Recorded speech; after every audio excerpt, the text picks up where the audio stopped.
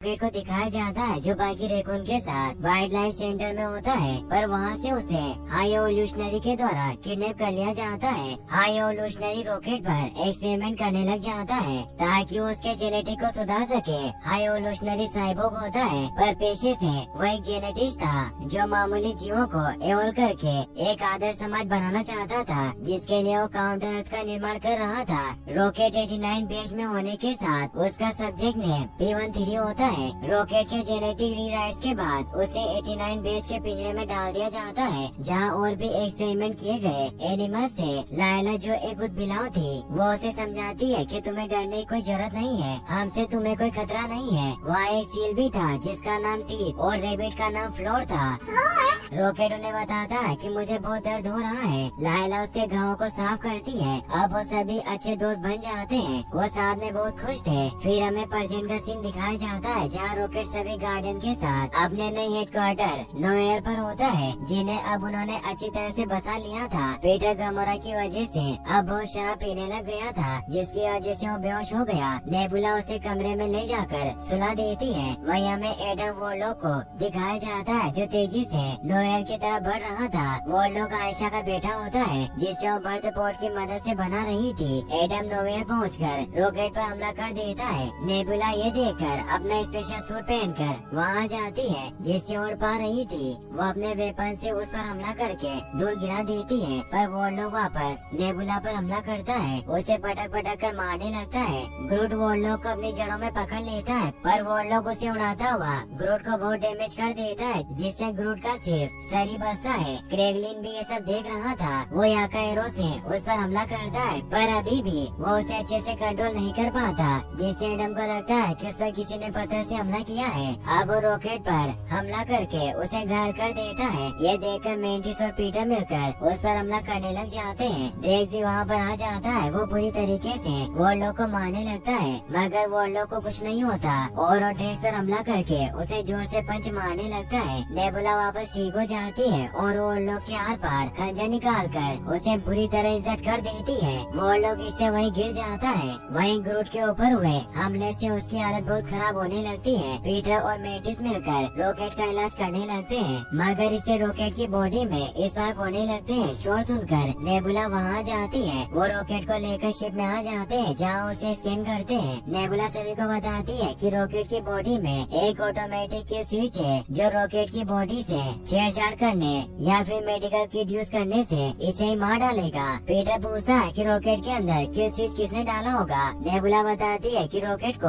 High evolutionary ने बनाया है और वो इसे अपनी प्रॉपर्टी समझता है और उसने वॉरलॉक को इसे यहाँ लेने भेजा। वहीं हम वॉरलॉक को देखते हैं जो बचकर किसी तरह नोवेयर से निकल गया था। नेबुला गार्डियंस को बताती है कि अगर हमें रॉकेट का किल स्विच ऑफ करना है तो उसके लिए हमें एक पासवर्ड की जरूरत होगी, जिसकी मदद से हम इसे ये कर सकते हैं और किल स्विच को ऑफ कर देंगे। रॉकेट के अंदर जो टेक्नोलॉजी है वो ऑर्गोक्रॉप नाम की किसी कंपनी ने बनाई है, इसीलिए हमें वहीं से पासवर्ड मिल सकता है और रॉकेट के पास सिर्फ 48 घंटे हैं। पीटर कहता है कि हमें ऑर्गोक्रॉप से डेटा चोरी करना होगा। अब गार्डियन शिप लेकर वहाँ से निकल जाते हैं। वहीं हमें काउंटर अर्थ की अरेटे लेबोरेटरीज को दिखाया जाता है, जहाँ एवोल्यूशनरी ने वक्त से पहले वॉरलॉक को बाहर निकालकर उसे बना दिया था। हाई एवोल्यूशनरी वहाँ जाता है और पूछता है कि क्या है मेरा टेस्ट सब्जेक्ट ले आया, पर वो रॉकेट को नहीं लेकर आया था। आयशा से बताती है कि मैंने आपसे कहा था कि गार्डियन बहुत खतरनाक है। हाई एवोल्यूशनरी कहता है कि मैंने ही तुम्हारी सोरन जाति को बनाया है, मैं आसानी से तुम्हें मिटा भी सकता हूँ, इसीलिए मुझे किसी भी हालत में सब्जेक्ट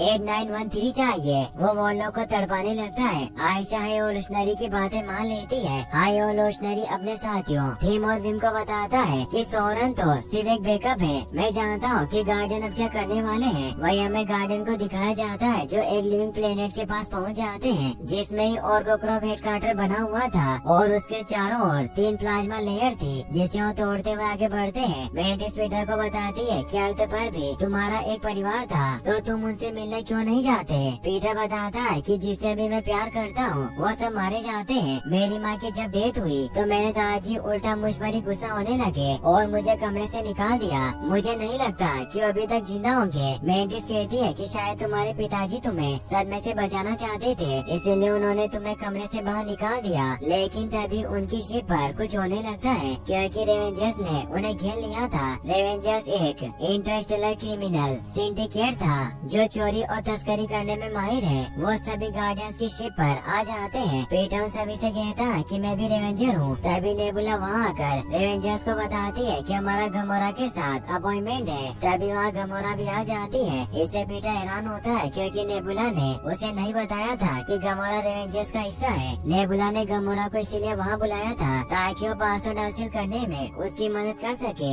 एंड गेम में गमोरा वापस तो लौट आई थी पर उसके पास पीटर की आदत बिल्कुल नहीं थी। उसे इतना पता था कि नेबुला उसकी बहन थी। रेवेंजर्स के कैप्टन होगार्ड गार्डियंस को ऑर्गो क्रॉप की यूनिफॉर्म देते हैं और सभी को बताते हैं कि ऑर्गो क्रॉप के पास ब्रह्मांड की सबसे एडवांस साइबर जेनेटिक टेक्नोलॉजी है। इसीलिए वहाँ चारों तरफ ऑर्गो क्रॉप सिपाही फैले हुए होंगे। तुम सभी को चोरी छिपे अंदर घुसना होगा और इस यूनिफॉर्म की मदद से अंदर तुम्हें कोई पहचान नहीं पाएगा। और वहाँ तुम सभी रॉकेट के पासवर्ड को ढूंढ लेना जिससे तुम्हारा दोस्त बच जाएगा। फिर हमें रॉकेट के पास का सीन दिखाया जाता है जब हाई एवोल्यूशनरी रॉकेट को अपने पास लेकर बैठा था। रॉकेट बहुत कॉम्प्लेक्स इक्वेशन भी आसानी से सोल्व कर पा रहा था जिससे एवोल्यूशनरी खुश होता है। वो रॉकेट को काउंटर अर्थ दिखाता है कि यहाँ मैं तुम जैसे साधारण जीवों को असाधारण बनाकर उन्हें एक नई दुनिया दूंगा जो बहुत शांति प्रिय होगी, जिसके लिए मैंने आधी दूरी तय कर ली है पर अभी भी कुछ कमी है। वो उसे एक सेल के पास ले जाकर बताता है कि मैंने एक ऐसी टेक्नोलॉजी डेवलप कर ली है जिससे मैं किसी भी साधारण जीव के अंदर लाखों सालों का बदलाव ला सकता हूँ। और वो एक कछुए को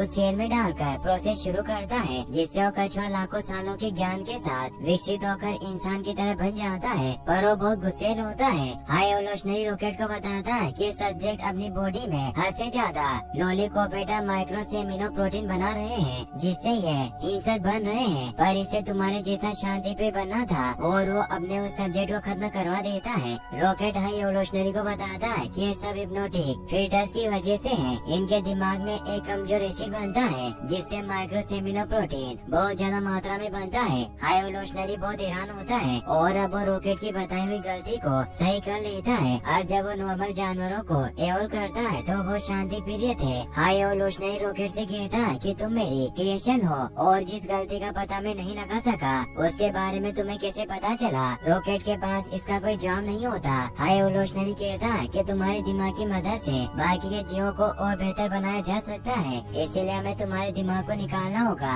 और वो विम से कहता है कि तुम्हें कल सुबह रॉकेट की सर्जरी करके दिमाग निकालने का इंतजाम करना होगा। रॉकेट इससे डरा हुआ कहता है कि आप तो हमारे लिए शांति प्रिय दुनिया बनाना चाहते थे। एवोल्यूशनरी बताता है कि बेच 89 कभी नई दुनिया के लिए नहीं बना था और सुबह तुम्हारे दोस्तों को भी खत्म कर दिया जाएगा। रॉकेट को वापस से पिंजरे में डाल दिया जाता है। रॉकेट अपने सभी दोस्तों को बताता है कि एवोल्यूशनरी को जैसा हम समझते थे वो वैसा नहीं है। वो हमें नई दुनिया में नहीं भेजेगा, वो हमें मारना चाहता है। और वहाँ पड़े छोटे छोटे टेक पीस से एक चाबी बना लेता है और अपने सभी साथियों से कहता है कि हम यहाँ से निकल सकते हैं। सभी उसकी बात मान लेते हैं। रॉकेट चाबी से लॉक खोलकर अपने दोस्तों को भी आजाद कर लेता है। लायला इससे खुश हुई उसे हकल लेती है मगर तभी एवोल्यूशनरी उसे गोली से मार डालता है क्योंकि एवोल्यूशनरी को पहले ही पता था कि रॉकेट भागने की कोशिश करेगा। रॉकेट अपने दोस्तों की मौत से बहुत दुखी हुआ, चिल्लाता हुआ रोने लगता है। एवोल्यूशनरी उसे पिंजरे में जाने को कहता है मगर रॉकेट गुस्से में उस पर हमला कर देता है और उसे अपने पंजों से मार मार कर उसके पूरे फेस को चीर डालता है। तभी वहाँ गार्ड आने लगते हैं। वो रॉकेट पर फायर करते हैं मगर रॉकेट एवोल्यूशनरी की गन से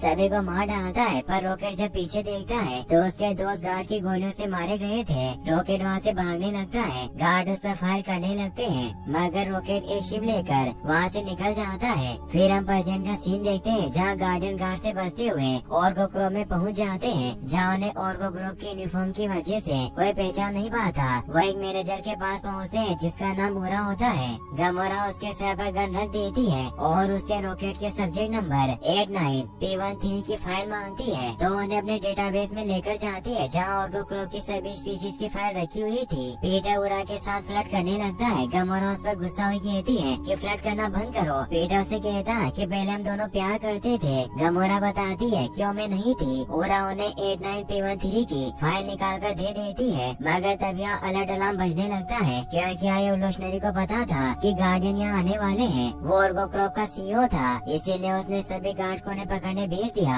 गार्डियन के पास कोई तरीका नहीं था इसीलिए वो गार्ड को मारने लग जाते हैं। ग्रोथ शिप लेकर वहाँ पर आ जाता है और सभी वहाँ से निकल जाते हैं। गार्डियन जब उस फाइल को चेक करते हैं तो उसमें वो वीडियो होता है जब रॉकेट को काट कर उस पर एक्सपेरिमेंट किया गया था। इससे उन्हें बहुत दुख होता है कि रॉकेट ने बहुत कुछ सहा है, पर आज तक उसने इस बात का कोई जिक्र नहीं किया। नेबुला उस फाइल में पासवर्ड को ढूंढती है पर उसमें पासवर्ड नहीं होता। उसे पता चलता है कि आज एक खास फाइल को डाउनलोड करके डिलीट किया गया है और ये सब हाई एवोल्यूशनरी के चमचे थिल ने किया, जो एक कंट्रोलर है और शायद इसने अपने सर पर लगे कंप्यूटर में पासवर्ड डाउनलोड किया हो। पीटर कहता है कि हमें इस चमचे को ढूंढना होगा और अब वो हाई एवोल्यूशनरी की लोकेशन काउंटर अर्थ पर जाने के लिए निकलने लगते हैं। गमोरा पीटर को समझाती है कि पागलपन है, हाई एवोल्यूशनरी को रॉकेट चाहिए और तुम खुद ही उसे वहाँ लेकर जा रहे हो, जिससे साफ पता चलता है कि एक जाल है। पर पीटर नहीं सुनता और उसे समझाता है कि पहले तुम भी हमारी जैसी थी, जिससे अपनी फैमिली से प्यार था, और रेवेंजर्स तुम्हारी फैमिली नहीं है बल्कि हम है। गमोरा इससे गुस्सा होकर उस पर हमला कर देती है, मगर नेबुला उसे रोकर कहती है कि रॉकेट हमारा दोस्त है, हम उसकी लाइफ का रिस्क नहीं ले सकते। गमोरा कहती है कि तुम्हें मरने से कोई नहीं बचा सकता और अब वो सैटेलाइट की मदद से रेवेंजर से कांटेक्ट करने लग जाती है। वहीं हम आयशा को देखते हैं जिसने एक रेकर और उसके पालतू जानवर ब्लब को पकड़ लिया था। वो उससे गार्डियन का पता पूछती है पर वो कुछ नहीं बताता। आयशा एडम को अपना जलवा दिखाने को कहती है, मगर एडम दिमाग से थोड़ा पैदल था, इसीलिए वो उस रेकर को अपनी हिट से मार डालता है। आयशा उस पर गुस्सा करती है, मगर तभी उस रेकर के पास रखा हुआ कम्युनिकेशन डिवाइस गमोरा के सिग्नल पकड़ लेता है। गमोरा को लगता है कि वो रेकर से बात कर रही है। वो कहती है कि तुम्हें मुझे लेने आना होगा और उसे अपनी लोकेशन सेंड कर देती है। वहीं गार्डियन काउंटर अर्थ पर पहुंच जाते हैं, जो बिल्कुल अर्थ की कॉपी थी। वहाँ ह्यूमनिमस रहा करते थे, जो वह ह्यूमनॉइड एनिमल हाइब्रिड थे, जिसे एवोल्यूशनरी ने सामान्य जीवों को एवोल करके बनाया था। एक लड़की ड्रेस की तरह बॉल फेंकती है, मगर ड्रेस जोर से हिट करता उस लड़की को दूर गिरा देता है, जिससे सभी ह्यूमनिमस उन्हें मारने लग जाते हैं। ग्रूट अपना जायंट रूप बनाकर सभी को डरा देता है। पीटर एक लेडी की मदद करके उन्हें विश्वास दिलाता है कि आपको हमसे कोई खतरा नहीं है, तो लेडी भी उनकी मदद करती उन्हें अपने घर ले जाती है। पीटर से बताता है कि हमें अपने दोस्त की जान बचानी है, जिसके लिए हम थिल को ढूंढ रहे हैं। वो उन्हें थिल का ठिकाना बताती है, जो एक बड़ा सा पिरामिड था। पीटर ग्रूट और नेबुला के साथ वहाँ जाने के लिए कार से निकल जाता है, पर वो ड्रेक्स और मेटिस को वहीं रुकने को कहता है ताकि वो शिप और रॉकेट पर नजर रख सके। वहीं गमोरा शिप में पीटर की चीजें चेक करने लग जाती है। पीटर शहर में देखता है कि वहाँ भी बुराई मौजूद है, क्योंकि एक गुंडा वहाँ बच्चों को ड्रग्स बेच रहा था और कुछ लोग मारपीट कर रहे थे। वहीं हम हाई एवोल्यूशनरी को देखते हैं, जो अपने नए सब्जेक्ट पर काम कर रहा होता है। पीटर भी वहाँ पहुँच जाता है, पर गार्ड नेबुला के हाथ में हथियार होने की वजह से उसे अंदर जाने नहीं देते। पीटर गुड के साथ अंदर हाई एवोल्यूशनरी के पास जाता है। एवोल्यूशनरी उन्हें बताता है कि तुम्हारे दोस्त ने सालों पहले मुझे धोखा दिया, मैं बस एक आदर्श समाज बनाना चाहता हूँ। पीटर कहता है कि मैंने तुम्हारा आदर्श समाज देखा है, इसमें भी बहुत बुराई है, लोग एक दूसरे को मार रहे हैं। एवोल्यूशनरी कहता है कि तुमने सही पॉइंट पकड़ा और अब मैं इस दुनिया को बर्बाद कर दूंगा और वापस से एक बेहतर आदर्श समाज बनाऊंगा। एवोल्यूशनरी ने चालाकी से अपने एक वॉर पिग को रॉकेट को लेने भेज दिया था, मगर गमोरा उसे रोकने लगती है, पर वो गमोरा को घायल कर देता है। वॉर पिग विम को बता देता है कि रॉकेट मेरे कब्जे में है, तो अपने हेडक्वार्टर को वहाँ से उड़ाने लग जाते हैं, क्योंकि वो एक शिप थी। नेबुला ये देखकर हैरान हो जाती है। वही हम एडम को देखते हैं, जो अपनी माँ के साथ काउंटर अर्थ पर आ रहा था और उसे ब्लब बहुत अच्छा लगता है, इसीलिए उसने उसे अपना पेट बना लिया था। वॉर पिग पर हमला कर देता है ताकि रॉकेट को हासिल कर सके। वो उसे मार डालता है। इससे मौका पाकर गमोरा रॉकेट को वहाँ से लेकर जाने लगती है। तभी प्लेनेट तबाह होने लग जाता है, क्योंकि एवोल्यूशनरी ने इस प्लेनेट को खत्म करने की प्रोसेस को शुरू कर दिया था। गमोरा जल्दी से अपने शिप पर आ जाती है। एडम अपनी माँ आयशा को बचाने के लिए तेजी से दौड़ता हुआ अपने शिप की तरफ जाता है, पर आयशा शिप के साथ धमाके में खत्म हो जाती है। एडम इससे दुखी हुआ वापस गार्डियन के शिप पर आता है, पर वो बेहोश हो जाता है। दूसरी ओर नेबुला ड्रेस को शिप लेकर वहाँ आने को कहती है, मगर वो तो पीटर के मना करने के बावजूद भी एक बाइक लेकर वहाँ गए थे, इसीलिए नेबुला गमोरा को प्लेन टेक ऑफ करने को कहती है और वो तीनों खुद एवोल्यूशनरी की शिप पर कूद जाते हैं। शिप में अब ग्रूट भी अपने अंदर छिपाए हुए हथियार बाहर निकाल लेता है और वो पीटर के साथ मिलकर एवोल्यूशनरी के लोगों को मारने लग जाते हैं। पीटर थिल को लेकर वहाँ से नीचे कूद जाता है। एवोल्यूशनरी भी वहाँ आने लगता है, पर ग्रूट भी नीचे कूद जाता है और अपने विंग्स बनाकर पीटर को बचा लेता है। पीटर थिल को जमीन से टकराकर मार डालता है और उसके दिमाग की चिप निकाल लेता है जिसमें रॉकेट का पासवर्ड था। गमोरा भी शिप लेकर उधर आ रही थी क्योंकि वो उसे ठीक से चला नहीं पा रही थी, पर वो पीटर के बताए इंस्ट्रक्शन से शिप को रोक लेती है। वो तबाह होते काउंटर अर्थ से बाहर निकल जाते हैं। अब वो रॉकेट के साथ उस स्टील की चिप को जोड़ देते हैं, पर रॉकेट एक अलग ही वर्ल्ड में पहुंच चुका था जहां उसके पास लायला आती है। रॉकेट रोते हुए बताता है कि मैं तुम्हें नहीं बचा सका, मेरी गलती की वजह से तुम सब मारे गए। लायला पास आकर कहती है कि हम सभी यहाँ बहुत खुश हैं। रॉकेट भी उनके साथ रहने का मन बना लेता है जिससे असली दुनिया में वो मारा जाता है, पर पीटर को विश्वास नहीं होता। वो रॉकेट को उठाने की पूरी कोशिश करता है। वहीं रॉकेट को लायला कहती है कि तुम अभी हमारे पास नहीं आ सकते, तुम्हारा मकसद अभी अधूरा है। रॉकेट कहता है कि काहे का मकसद, हमें बेमकसद बनाया। लायला समझाती है कि तुम्हें उस पागल साइंटिस्ट एवोल्यूशनरी को रोकना होगा। रॉकेट अब वापस अपनी बॉडी में आ जाता है। अब वो पासवर्ड काम करने की वजह से रॉकेट सही हो जाता है। पीटर इससे बहुत खुश होता है। ग्रूट उन दोनों को गले लगा लेता है। दूसरी ओर ड्रेक्स, नेबुला और मेंटिस पीटर को बचाने के लिए एवोल्यूशनरी की शिप पर जाते हैं जहाँ उन्हें बहुत सारे बच्चे मिलते हैं जिन्हें एवोल्यूशनरी ने कैद कर रखा था। वो उन्हें आजाद करवाने लगते हैं और पीटर से कांटेक्ट करते हैं। नेबुला उन्हें कहती है कि हम एवोल्यूशनरी की शिप पर हैं, हम तुम्हें यहाँ से ले जाने आए हैं। पीटर उन्हें बताता है कि मैं शिप से निकल चुका हूँ और हमने रॉकेट को बचा लिया। वो इससे खुश होते हैं कि रॉकेट जिंदा है। तभी उनके पास एवोल्यूशनरी आ जाता है जो नेबुला और उसके साथियों पर हमला करके उसे बेहोश कर देता है और पीटर से कहता है कि मैं तुम्हारे दोस्तों को भी मार दूंगा। अगर तुम इन्हें बचाना चाहते हो तो P13 को मेरे पास ले आओ। पीटर को इससे गुस्सा आता है और वो क्रेगलिन को फोन करके मदद के लिए बुला लेता है। एवोल्यूशनरी विम पर गुस्सा करता है कि हमें रॉकेट को किसी भी हाल में हासिल करना होगा। मेरे अभी तक बनाए सभी जीवों में सिर्फ वही एक ऐसा है जिसके पास इजाद करने की काबिलियत है और वो खुद को बेहतर बना सकता है। मैं उसकी ये एबिलिटी अपनी नई बनी जाति में डालना चाहता हूँ। एक बेहतर समाज जिसमें सोचने की काबिलियत ना हो वो वक्त के साथ मिट जाता है। विम उसकी बात समझ जाती है। वही हम गार्डियन को देखते हैं जो अपनी शिप लेकर एवोल्यूशनरी की शिप तक पहुँच जाते हैं। एवोल्यूशनरी को लगता है कि अकेले यहाँ आया है, पर तभी वहाँ क्रेगलिन पूरे नोवेयर को लेकर आ जाता है और वो गन से एवोल्यूशनरी के शिप में चेक कर देते हैं जिससे पीटर, रॉकेट, ग्रूट और गमोरा शिप के अंदर की तरफ बढ़ने लगते हैं। मगर एवोल्यूशनरी उन पर हमला करने के लिए अपने जीव भेज देता है जो उन पर हमला करने लगते हैं। एडम, जिसे गमोरा ने शिप में बांध कर रखा था, वो भी होश में आने के बाद बाहर आ जाता है और वो पीटर की शिप पर हमला करके अंदर घुस जाता है जिससे उनका बैलेंस बिगड़ जाता है। वो नीचे गिरने लगते हैं मगर पीटर गमोरा को लेकर दूर गिर जाता है। मगर एडम उस शिप पर ही होता है। वो शिप ब्लास्ट हो जाती है। एवोल्यूशनरी मेंटिस ड्रेक्स और नेबुला को एक पिंजरे में डलवा देता है जहाँ एबिलिस के जानवर उन पर हमला करने के लिए आगे बढ़ते हैं और उन पर हमला करने लगते हैं। डर कर वो तीनों वहाँ से भागने लगते हैं मगर तीनों तरफ से उन्हें एबिलिस ने घेर लिया था।